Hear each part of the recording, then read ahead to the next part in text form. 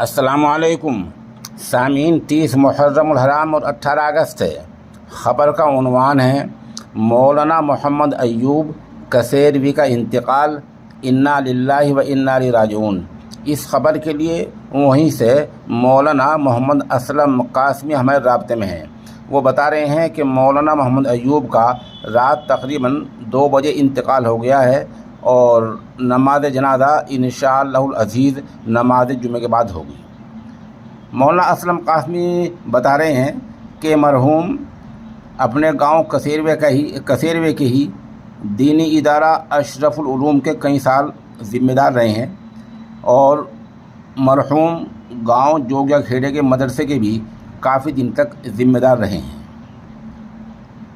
مولانا ایوب صاحب ام المدارس دارالعلوم سے فارغ تھے اور برسوں تک جمعیت علماء ہند سے بھی وابستہ رہے ہیں۔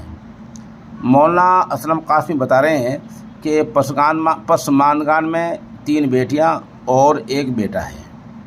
مولانا اسلم قاسمی نے سامعین اور ناظرین سے مرحوم کے لیے دعائے مغفرت اور پسماندگان کے لیے صبر جمیل کی دعا کی درخواست کی ہے۔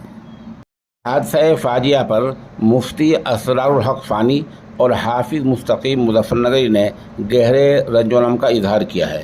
وہ بتا رہے ہیں کہ مرحوم کی عمر تقریباً 55-56 برس ہوئی ہے۔ دوسری طرف جمعیت علماء بڑھانا نے بھی گہرے رنج و غم کا اظہار کیا ہے۔